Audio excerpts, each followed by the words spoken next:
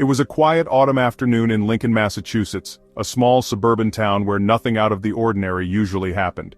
But on October 24, 1961, something deeply disturbing took place. Joan Risch, a 31-year-old wife and mother of two, vanished without a trace.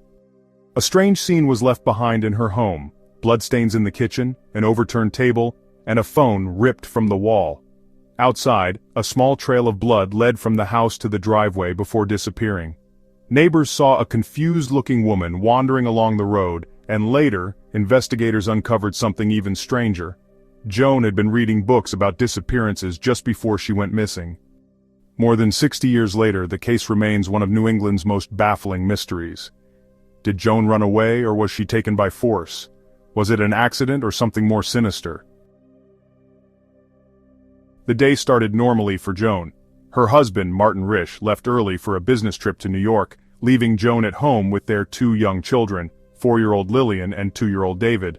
Joan had a busy morning planned. She took Lillian to a dentist appointment in the nearby town of Bedford, and even stopped at a store afterward. By 11:15 a.m., Joan and the children were back home. A delivery man came by around midday, but everything seemed perfectly normal at that point. It was just a regular Monday morning in the Risch household. After lunch, Joan put her toddler David down for a nap while Lillian played outside with a neighbor's child. Around 1 o'clock in the afternoon, Joan's neighbor, Barbara Barker, brought her son over for a playdate in the yard while Joan did some yard work. At 2 o'clock in the afternoon, Joan walked the children across the street to Barbara's house and promised to return soon. At 2:15, Barbara glanced out her window and saw Joan running up her driveway, holding something red in her hands. At the time, Barbara didn't think much of it. By 3:40 in the afternoon, Barbara Barker returned Lillian home, assuming Joan was inside. Everything seemed normal. But when she came back later at 4:15, Lillian ran to her in distress. "Mommy is gone and the kitchen is covered in red paint." Barbara rushed into the Risch home. What she saw terrified her. There was blood in the kitchen, smeared on the walls and floor. The telephone had been ripped off the wall and thrown into the trash. A table was overturned, and most disturbing of all, Joan was nowhere to be found. Upstairs, baby David was crying in his crib, but he was safe and unharmed. Joan's purse and money were still in the house, and nothing seemed stolen. Panicked, Barbara called the police at 4:33 p.m., reporting that Joan Risch had disappeared under strange circumstances. When officers arrived, they carefully searched the home. The blood found in the kitchen matched Joan's blood type, type O, but it was not a large amount, only half a pint. There were no bloody footprints leading away from the scene. A trail of blood drops led from the kitchen to the driveway, stopping near Joan's car. The car itself had small bloodstains on the rear fender, hood, and even the trunk. It seemed like Joan had left the house while injured, but was she taken or did she leave on her own? As police searched for answers, witness reports started coming in. Around 2:45 p.m., a driver on Route 2A spotted a woman walking unsteadily near Joan's street. She was dressed in a house dress with a scarf over her head, and looked confused or in shock. Between 3:15 and 3:30 p.m., another witness saw a similar woman on a highway median in Waltham. She appeared disoriented, cradling something against her stomach, and had visible blood on her legs. Later, around 4:30 p.m., a final sighting described a woman in similar clothing walking near a road intersection, still looking dazed. Although these reports were never confirmed, they suggested that Joan may have been seen wandering the area, injured and in distress, in the hours after she disappeared. There was also a report from Virginia Keene, the daughter of Joan's next-door neighbor. Virginia, a schoolgirl, got off the bus around 3:20 p.m. and noticed an unfamiliar car in or near the Risch driveway. She described it as a dirty two-tone blue sedan, possibly a General Motors model. A short time later, another neighbor driving by had to stop as a car backed out of the Risch driveway. But by the time Virginia's mother looked outside, the vehicle was gone, meaning whoever had been there had already left. The presence of a strange car during the crucial time frame raised new questions. Police checked hospitals for any woman matching Joan's description, but none were found. They interviewed neighbors and even looked into a traveling salesman, Robert Foster, who had been in the area selling National Park Service materials. As police searched for answers, an unexpected discovery at the local library added a strange twist to the case. In the weeks after Joan's disappearance, a reporter named Serene Gerson checked Joan Risch's library records. What she found was shocking. During the summer of 1961, Joan had borrowed at least 25 books, many of them about unsolved disappearances and mysterious murders. One book stood out in particular, Into Thin Air, a novel about a woman who vanished, leaving behind a blood-stained scene with a towel, making it appear like a crime had taken place. Joan had checked out this exact book in September 1961, just 1 month before she disappeared. She had also borrowed a book about the unexplained disappearance of Brigham Young's wife, another case of someone vanishing without a trace. This finding led to speculation that Joan may have been planning her own disappearance. Friends and family were shocked. Joan was known as a loving mother and a devoted wife who had never shown any signs of wanting to leave her life behind. Yet, the eerie similarity between the books and her own disappearance could not be ignored. Over the years, investigators and researchers have explored several theories to explain Joan Risch's disappearance. The three major possibilities are abduction, voluntary disappearance, or a staged crime scene. The first theory is that Joan was abducted. The strange car seen near her house supports the idea that someone may have been watching her and waiting for the right moment. But no signs of forced entry or a struggle suggested that if Joan was taken, she either knew the person or left willingly before something went wrong. The second theory suggests that Joan planned her own disappearance. Her past trauma, the books she borrowed, and the peculiar crime scene have led some to believe she walked away to start a new life. However, no records of her have ever surfaced, and those close to her say she would never have left her children behind. The third theory is that the crime scene was staged. Some believe Joan deliberately made it look like an attack had occurred, using knowledge from the books she read. The small amount of blood, the missing footprints, and the placement of objects in the house suggest an orchestrated scene.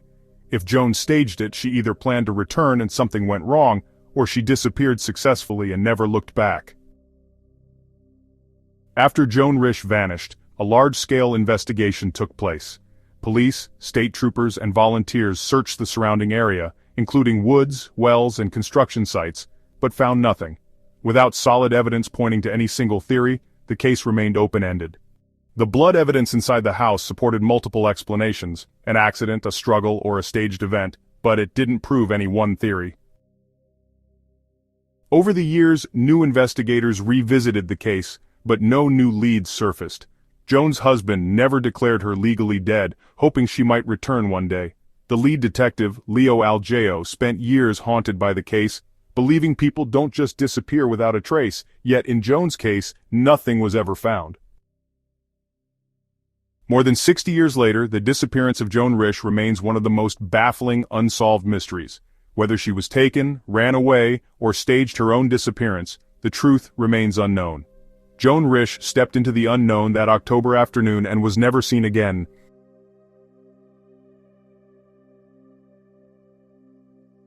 On a bright summer morning in 1966, 3 young siblings set off happily for a day at the beach. By nightfall, they had vanished without a trace.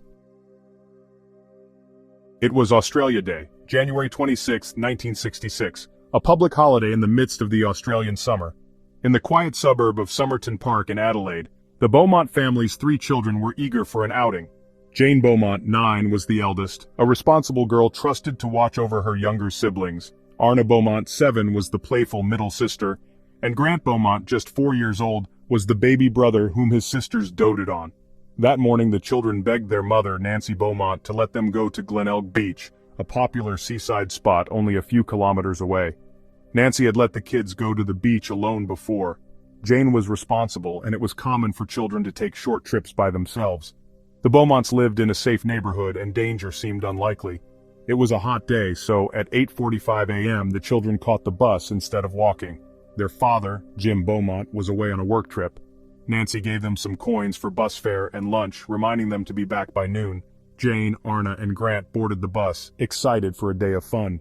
Witnesses later saw them chatting happily. The 5-minute ride to Glenelg Beach flew by and the kids ran off to play. Their plan was simple: swim, enjoy the playground, grab a snack, and head home. Nancy expected them back by lunchtime. That busy morning at Glenelg, the beach was crowded with families enjoying the holiday. Many people later recalled seeing the Beaumont children that day. Jane, Arnna, and Grant spent their morning building sandcastles, splashing in the sea and playing on the grass at Collie Reserve adjacent to the beach. What's eerie though is that several witnesses remembered the Beaumont kids not just by themselves but in the company of a tall, blonde, thin-faced man. Witnesses described the mysterious man as being in his mid-30s, fit, suntanned, with light brown hair. He wore swim trunks and seemed friendly. He was seen playing and laughing with the Beaumont children who appeared comfortable around him. This was unusual as their parents insisted that shy Jane wouldn't normally talk to strangers.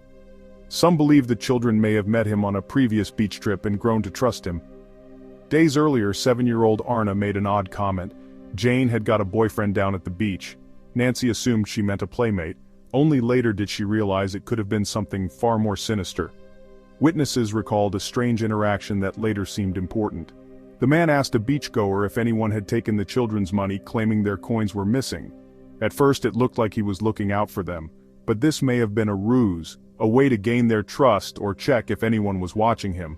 Afterward, he left briefly to change clothes, and the children waited for him. By 12:15 p.m., witnesses saw Jane, Arnna, and Grant walking away with the man. They looked relaxed, as if they knew and trusted him. It was the last confirmed sighting of the Beaumont children.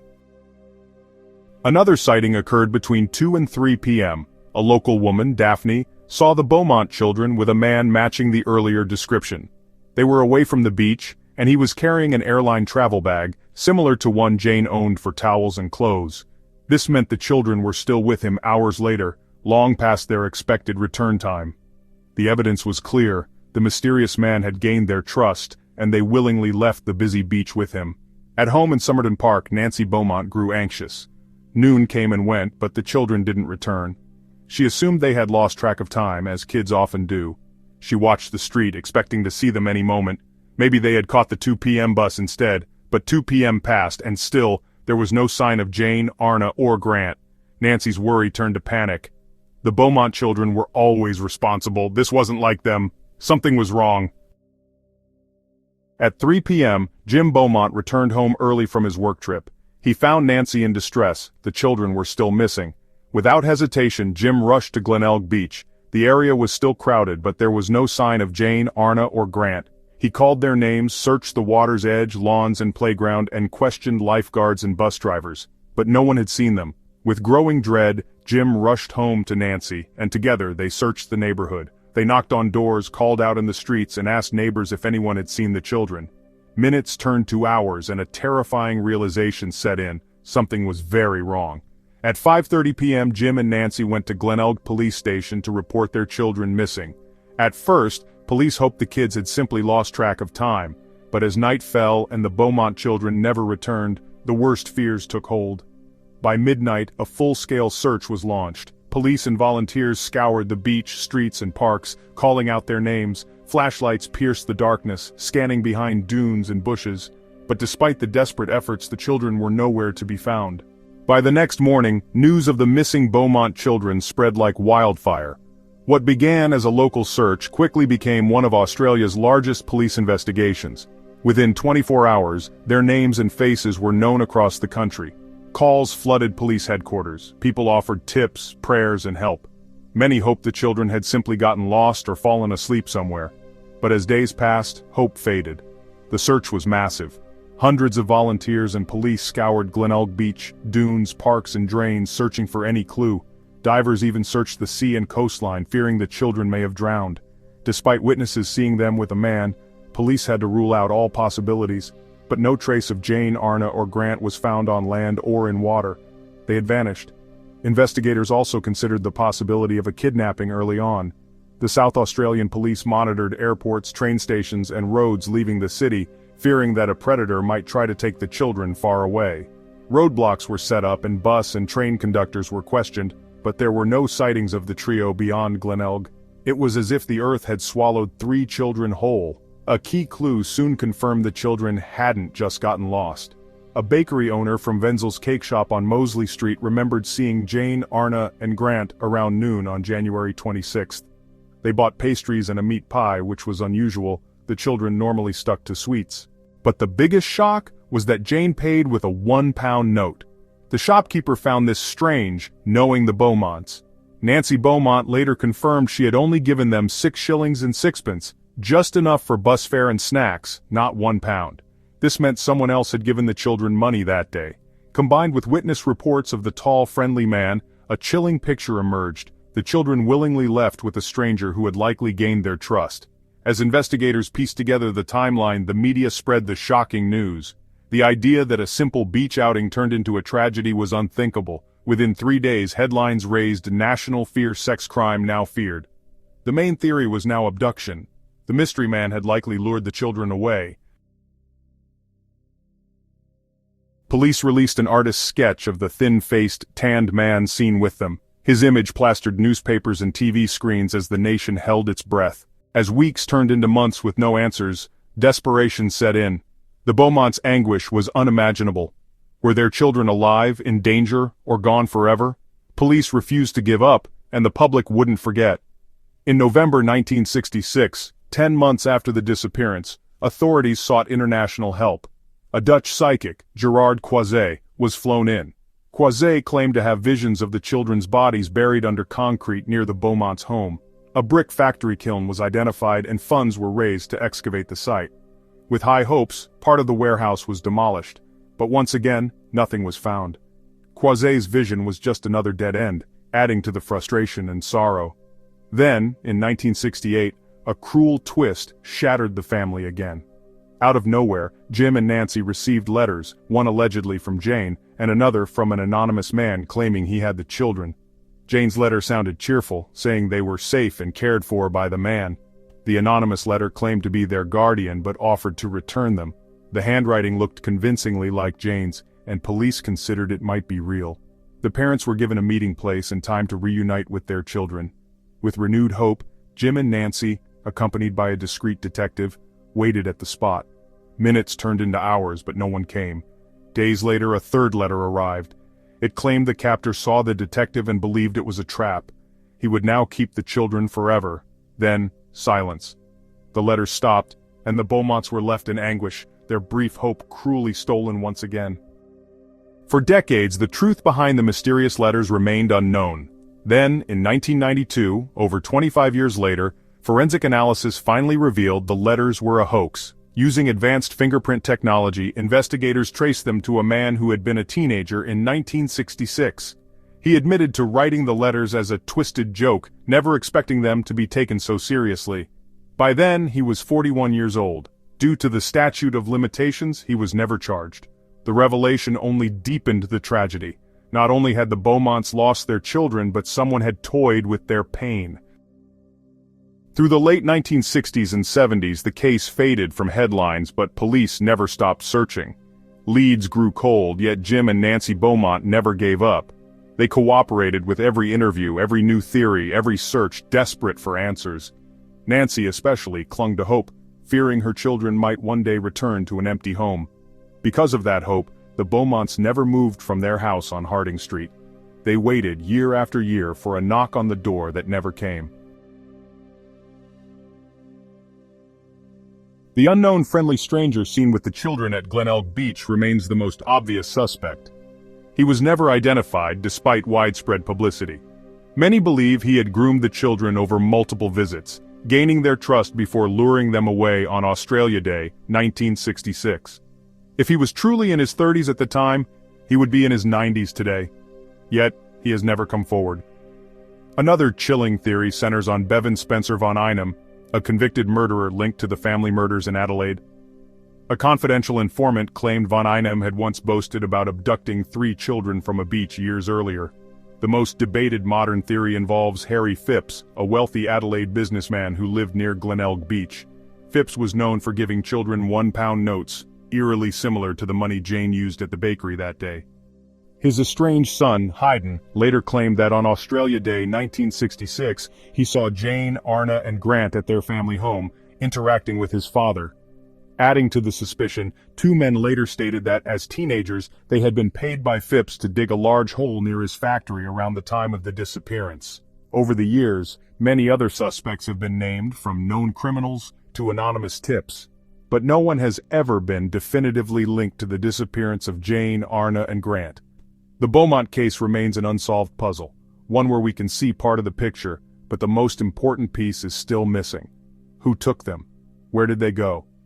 Decades later, these questions remain unanswered. For Jim and Nancy Beaumont, the loss was unbearable. One moment they were a happy family of 5, the next they were grieving parents with no answers. The years that followed brought false hopes, media speculation, and endless theories, but no closure. The tragedy took its toll. Jim and Nancy eventually separated, not because they stopped loving each other, but because their shared grief was too heavy to bear. Neither moved far or changed their phone number, just in case their children ever reached out. Nancy passed away in 2019 at 92, never knowing what happened to her children. Jim lived until 97, passing away in 2023 without answers. It is heartbreaking to think they went to their graves never knowing their children's fate. Decades have passed, and yet the mystery remains. The stories of these missing individuals continue to haunt investigators, family members, and those who seek the truth. Were they victims of foul play? Did they choose to vanish? Or were they caught in circumstances beyond their control, their fates forever lost to time? Theories may provide possible explanations, but they cannot bring closure. Their families are left with only memories and unanswered questions, while their names remain etched in history as chilling reminders of how someone can disappear without a trace. Somewhere out there, the truth still exists, hidden in lost evidence, forgotten testimonies, or buried beneath the passage of time. Will we ever find the missing pieces to these puzzles? Or will these cases remain forever unsolved, leaving us to wonder what really happened on those fateful days? Until the truth is uncovered, we can only remember their stories, keeping their names alive and hoping that one day, the answers will finally come to light.